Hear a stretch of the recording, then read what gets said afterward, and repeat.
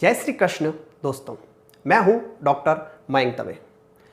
आकाश में एक बहुत ही अद्भुत और विलक्षण घटना घटित होने वाली है 21 जून 2020। हमारे लिए यह सौभाग्य की बात है कि हम इस घटना के प्रत्यक्षदर्शी बन रहे हैं, आप और मैं, हम सब।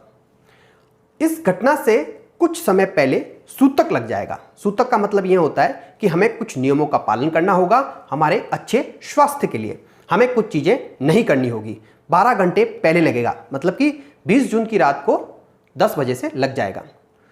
इसके अंदर हमें क्या क्या नहीं करना है, तो हमें घर से बाहर नहीं निकलना है, आंखों से सूर्य ग्रहण को नहीं देखना है, घर में अगर कोई खाना रखा हुआ है तो उसे नहीं खाना है, नया खाना नहीं बनाना है, गर्भवती स्त्रियों को घर से बाहर नहीं निकलना है, उनको अपना ख्याल ज़्यादा रखना है, तथा किसी भी धारीदार हथियार का प्रयोग नहीं करना है, नाखून नहीं काटने हैं, बाल नहीं काटने हैं, तथा उस समय जब यह सूर्य ग्रहण की घटना घटित हो रही हो उस समय हमें मंत्रों का जाप करना है।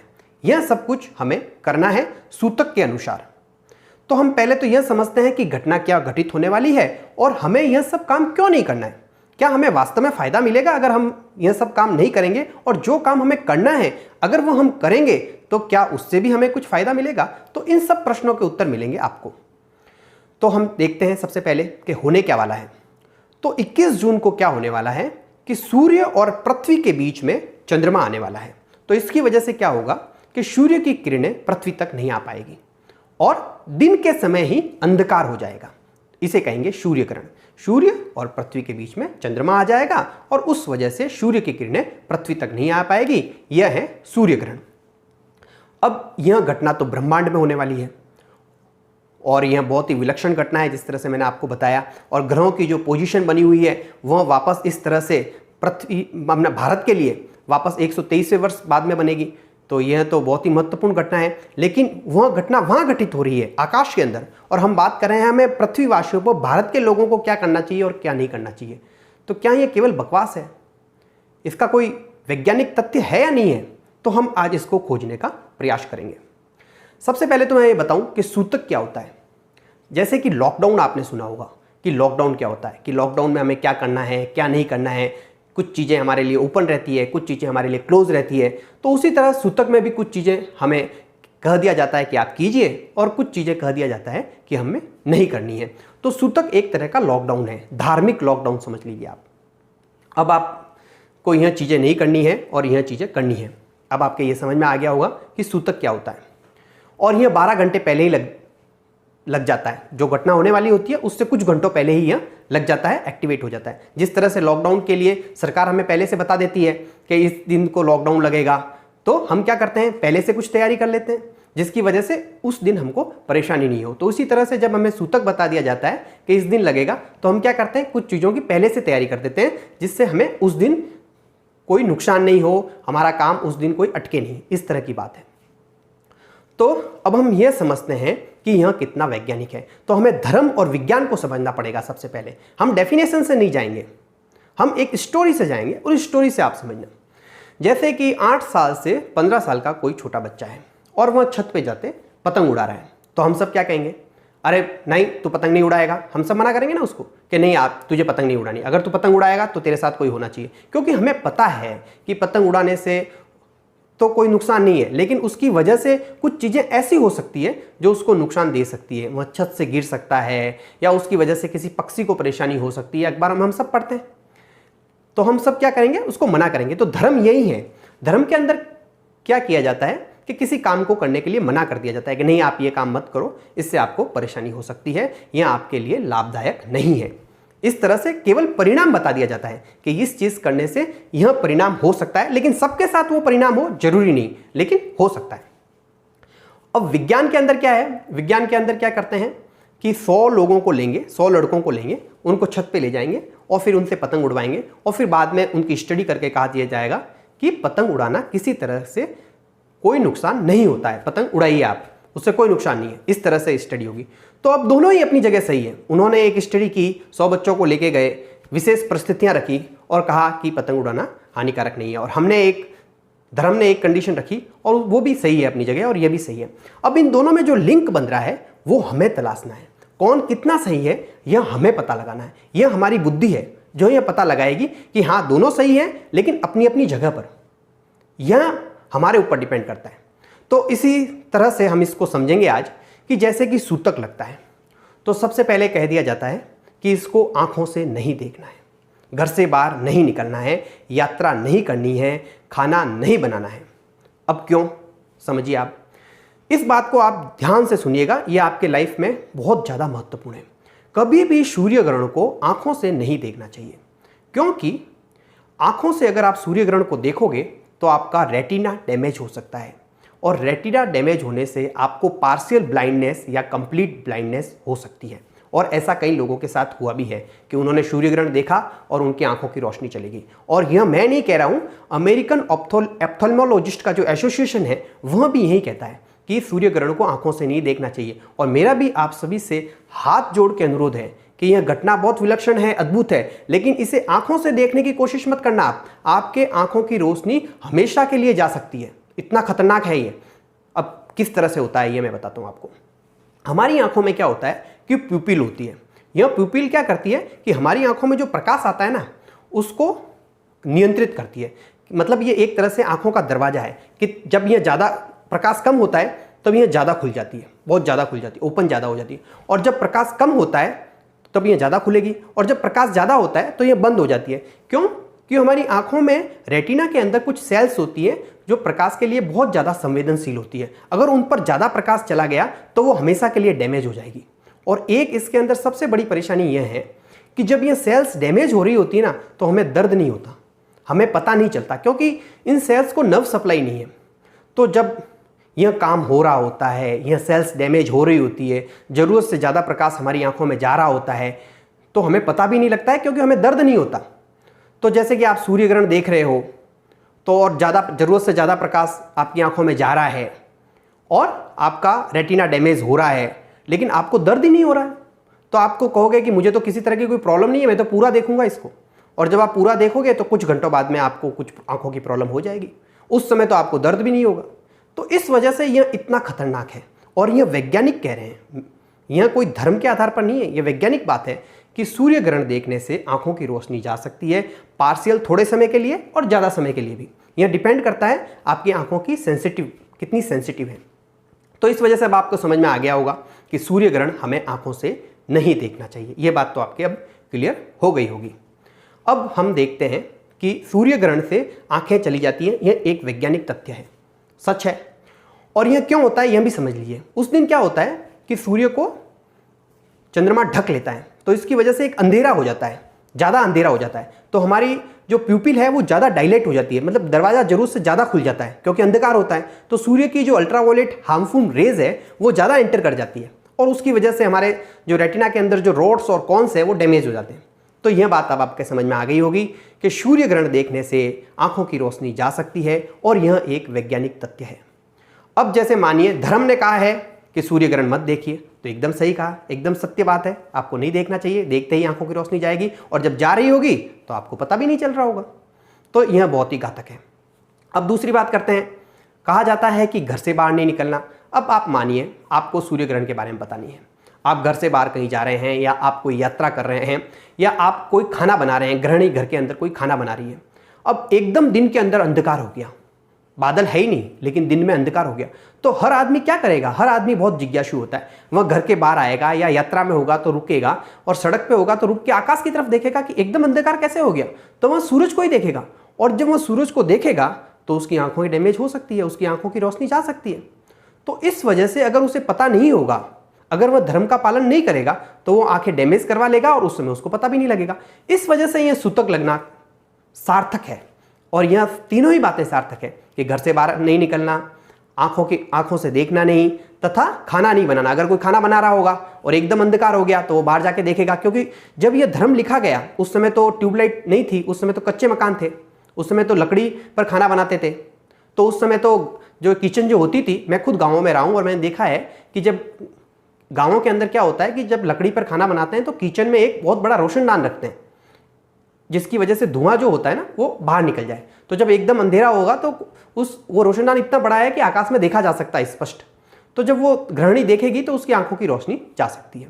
तो इस वजह से कहा गया कि ये चीज़ें नहीं करनी है और यह वैज्ञानिक तथ्य पर खरी भी उतरती है।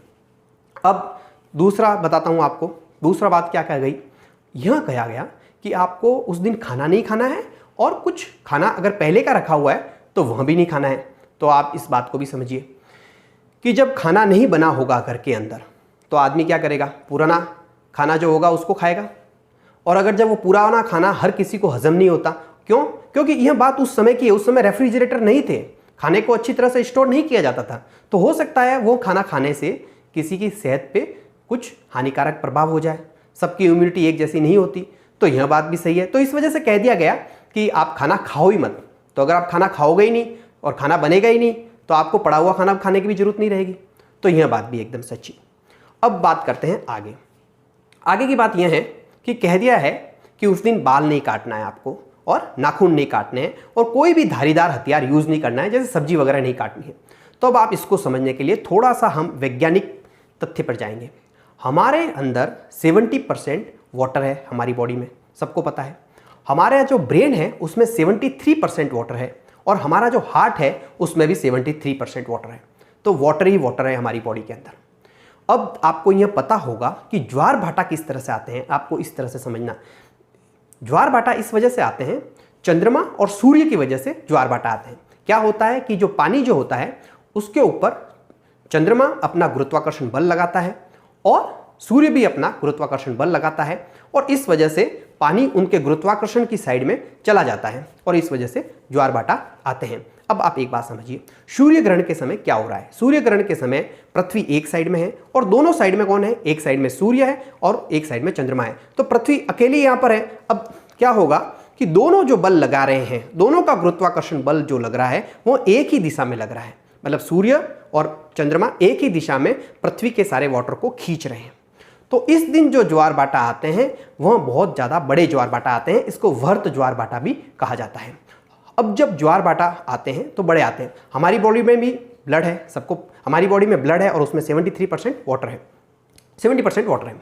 तो अब क्या होगा कि हमारे ऊपर भी इसका इफेक्ट आएगा और यह सब कुछ गणना की गई, सब कुछ गणना की गई, कितना फोर्स लग रहा है, कब लग रहा है, कितना लग रहा है। और जहाँ पे सूर्य ग्रहण घटित हो रहा होता है उस समय मानव के ऊपर 40 मिलीमीटर जो मानव होता है वह हल्का सा सूर्य और चंद्रमा की तरफ होता है, डेविएट होता है हल्का सा 40 मिलीमीटर। ये पूरी गणना करने के बाद में पता लगा है, क्योंकि 40 मिलीमीटर एक बहुत 40 मिलीमीटर बहुत ही छोटा अमाउंट है, इस वजह से हमें पता नहीं लगता। लेकिन यह एक गणना की गई और उसके बाद में बताया गया। तो उस दिन क्या होता है कि हमारे अंदर जो पानी है वह ज़्यादा उछल रहा होता है, उबाल मान रहा होता है। अब आपको पता है कि कोई भी आदमी अगर ज़्यादा गर्म होता है तो हम उसे क्या करते हैं, पानी पिलाते हैं। पानी पिलाते ही क्या होता है, वो शांत हो जाता है। तो उस वक्त क्या होता है कि हमारे अंदर पानी ज़्यादा मूव कर रहा होता है, तो हमारे इमोशंस ज़्यादा होते हैं। अगर हम खुश हैं तो हम ज़्यादा खुश हैं, अगर हम परेशान हैं तो उस दिन हम ज़्यादा परेशान हैं। अब आज की कंडीशन ये है कि हमें नेल अगर काटने हैं तो हम नेल कटर का यूज़ करेंगे, अगर हमें बाल काटने हैं तो हम सीजर लेंगे या ट्रिमर लेंगे। लेकिन उस समय तो न तो ट्रिमर था, न सीजर थी, न नेल कटर थे, तो वह तो धारीदार हथियार ही प्रयोग करते थे। अगर किसी की मानसिक स्थिति सही नहीं है या कोई मानसिक प्रेशर उस समय ज़्यादा है वातावरण के अंदर, और अगर कोई आदमी धारीदार हथियार पकड़ के कोई काम कर रहा है और वह हथियार इतना टेक्निकली साउंड नहीं है, तो कुछ गलती हो सकती है, चांसेस बढ़ जाते हैं। तो इस वजह से ही कहा गया कि आपको क्या करना है, धारीदार हथियार प्रयोग नहीं करने हैं। तो किस वजह से धारीदार हथियार प्रयोग होते हैं, नाखून काटने के लिए और बाल काटने के लिए, नॉर्मली घर में इसी वजह से होते थे। तो उस दिन के लिए मना कर दिया गया। तो यह भी बहुत ही साइंटिफिक है, बहुत ही वैज्ञानिक है। अब आपके समझ में आ गया होगा। अब हम आगे की बात करते हैं। आगे की बात बहुत ही ज़्यादा वैज्ञानिक है और इसको आप सुनिएगा और सुनने के बाद में इसको भूलिएगा मत, इसका मंथन कीजिएगा, आप इस बात का मंथन कीजिएगा। जैसे पिछले साल नासा ने पता लगाया कि सूर्य से एक ध्वनि निकल रही है, सूर्य से एक ध्वनि निकल रही है और नासा ने इस ध्वनि को रिकॉर्ड भी किया है और यह ध्वनि जो है उनकी वेबसाइट पर अवेलेबल है। अगर आप नासा की वेबसाइट पर जाएंगे और सुनना चाहते हैं तो इसको आप सुन सकते हैं। अब मुझे एक बात बताइए आप, हम सबको पता है कि ध्वनि के लिए वायुमंडल होना जरूरी है, बिना वायुमंडल के ध्वनि नहीं हो सकती। और स्पेस जो है या जो अंतरिक्ष है वहाँ तो निर्वात है, तो फिर यह ध्वनि कहाँ से आई? हमें तो विज्ञान ने आज दिन तक यह पढ़ाया था कि वातावरण होता है तो ही होती है ध्वनि, नहीं तो ध्वनि नहीं होती। यह हमें विज्ञान ने ही पढ़ाया है और हम सब इसको मानते भी हैं। मगर नासा ने सूर्य की ध्वनि को रिकॉर्ड कर दिया। कितनी अचरज की बात है। मतलब जो हमने पढ़ा क्या वह सब झूठ था? तो अब इसको समझिए थोड़ा सा।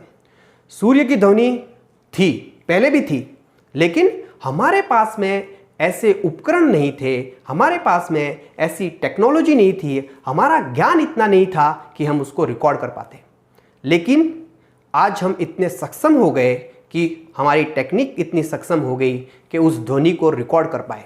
ध्वनि तो अब पैदा नहीं हुई है, ध्वनि तो पहले से ही थी, लेकिन हम उसको सुनने में सक्षम अब हो पाए हैं। हमारा विज्ञान अब डेवलप हो पाया है। ध्वनि अभी डेवलप नहीं हुई है, हमारा विज्ञान डेवलप हुआ है अभी कि हम उसको सुन सके। तो अब आपके समझ में आ चुका होगा कि किस तरह से कुछ चीज़ें वातावरण में होती है लेकिन विज्ञान उसको नहीं देख पाता, उसको एक समय लगता है वहाँ तक पहुँचने के लिए। यह आपके समझ में अब आ चुका होगा। एक चीज़ और आपको बताऊँ, विज्ञान में बहुत समय तक बहुत सी चीज़ें गलत चलती रहती है और फिर बहुत समय बाद में पता लगता है कि यह चीज़ तो गलत थी। जैसे आपको बताऊं कि न्यूटन ने गुरुत्वाकर्षण के नियम दिए, लेकिन आइंस्टीन ने उसमें कुछ संशोधन किए और 2019 में जाके पता लगा कि आइंस्टीन ने जो संशोधन किए थे वो एकदम सही थे, लेकिन दुनिया न्यूटन पे ही चली आ रही थी। और 2019 में ही पता लगा, ये भी इत्तेफाक की बात है। मतलब आइंस्टीन के जाने के 100 साल बाद में पता लग रहा है, या हमें 100 साल बाद में पता लग रहा है जो उसने 100 साल पहले कह दिया था। तो इस वजह से विज्ञान में हमेशा परिवर्तन होते रहते हैं। यह एक बड़ी बात है और यह विज्ञान की खूबसूरती भी है। लेकिन धर्म में परिवर्तन नहीं होते। धर्म में परिवर्तन इस वजह से नहीं होते कि धर्म बहुत पहले बन गए और वह आज के परिप्रेक्ष्य में उनको वह माहौल नहीं है, वह इन्वायरमेंट नहीं है, वातावरण में बहुत सा चेंज आ गया। तो इस वजह से कुछ बातें उनकी अभी सही नहीं बैठती है, लेकिन बहुत सी बातें सही भी बैठती हैं। और कुछ बातें सही बैठ रही होती है, सही जा रही होती है, लेकिन हम उसको सही नहीं ठहरा पाते क्योंकि हमारा विज्ञान डेवलप नहीं हुआ अभी तक कि उन बातों को सही मान सके। तो हम लोग क्या करते हैं कि उन बातों को झूठी मानना शुरू कर देते हैं, कह देते हैं ये तो अंधविश्वास है।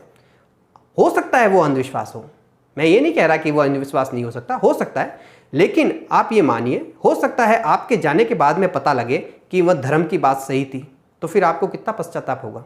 शायद आप उस समय पश्चाताप करने के लिए हो ही नहीं। इसी तरह से कहा जाता है कि जब सूतक चल रहा होता है तो आपको कुछ मंत्रों का जाप करना चाहिए और उस मंत्रों के जाप करने से आपको फायदा मिलता है। अब कौन से मंत्र का जाप करना चाहिए वो सब मैं आपको बाद में बताऊंगा, लेकिन मंत्रों का जाप करने से आपको नुकसान नहीं होगा, यह पक्की बात है, यह तय है।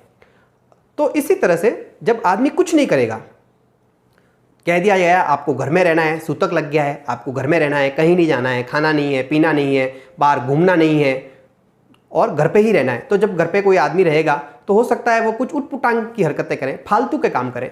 तो इस वजह से धर्म ने कहा कि आप मंत्र पढ़ो और मंत्र से आपको बेनिफिट मिलेगा। एक बात तो तय है कि खाली दिमाग कुछ न कुछ कर सकता है बेकार का काम। अगर वह मंत्र पढ़ेगा तो उसका दिमाग स्थिर रहेगा। अब उस मंत्र से उसे कितना फायदा होगा यह विज्ञान अभी साबित नहीं कर पाया है। तो आप मान लो कि मैं तो मंत्र पढ़ूंगा ही नहीं क्योंकि विज्ञान ने साबित नहीं किया कि मंत्र से फायदा होगा, लेकिन हो सकता है विज्ञान डेवलप हो जाए और 100 साल बाद में बोले कि मंत्रों से फायदा होता है। तो फिर जैसे एक उदाहरण देता हूं आपको। अभी कुछ सालों पहले ही एक स्टडी हुई और पता लगा कि गर्भवती जो स्त्रियां होती है उनको अच्छा म्यूजिक सुनना चाहिए। अच्छा म्यूजिक सुनने से बच्चे का स्वास्थ्य अच्छा होता है। अगर यह बात आज से पहले, इस स्टडी के पहले कोई कहता कि मैं अच्छा म्यूजिक सुनूंगा तो मेरा बच्चा अच्छा होगा, तो लोग बाग क्या कहते हैं उसको? बेवकूफ़। यही कहते हैं बेवकूफ़। जबकि धर्म में यह चीज़ दी गई है कि गर्भवती स्त्रियों को कुछ मंत्रों के जाप करने चाहिए जिससे बच्चे का स्वास्थ्य अच्छा हो। लेकिन कुछ साल पहले यह बात गलत होती, लेकिन आज यह बात सही हो गई। तो इसी तरह से धर्म को हमेशा गलत नहीं माने, मेरा आपसे यह आग्रह है, अनुरोध है। अगर विज्ञान किसी चीज़ को अभी तक प्रूव नहीं कर पाया है तो यह विज्ञान की गलती है, धर्म की गलती नहीं है, क्योंकि धर्म को डेवलप होने में 5000 वर्ष से ज़्यादा टाइम लगा है और उन्होंने कुछ देखा होगा, परिणाम कुछ आए होंगे, तभी उन्होंने कोई बात की होगी। तो आपको मेरा अनुरोध है, आप कुछ मंत्रों का जरूर जाप करें, कुछ समय भगवान के लिए निकालें। और कौन से मंत्रों का आपको जाप करना है यह मैं आपको अगले वीडियो में बताऊंगा। मेरे अगले वीडियो में आपको यह भी बताऊंगा कि किन किन राशि वाले लोगों को किन किन चीज़ों का दान करना है और दान क्यों करना है और दान से क्या बेनिफिट होगा, यह सब कुछ मेरे अगले वीडियो में आपको मिलेगा। उम्मीद करता हूं आपको यह सब कुछ बहुत ही आसानी से समझ में आ गया होगा। अगर कोई भी किसी तरह की समस्या हो, समझ में नहीं आ रहा हो, कोई प्रॉब्लम हो, तो आप कमेंट बॉक्स में जाकर कमेंट कर सकते हैं। मैं चाहता हूं आप अपने सभी मित्रों के साथ इस वीडियो को शेयर करें, सब्सक्राइब करें, लाइक करें, जिससे हमारा प्रोत्साहन बढ़ता रहे और हम आगे से आगे अच्छे से अच्छे वीडियो लेकर हाजिर होते रहें। नमस्कार।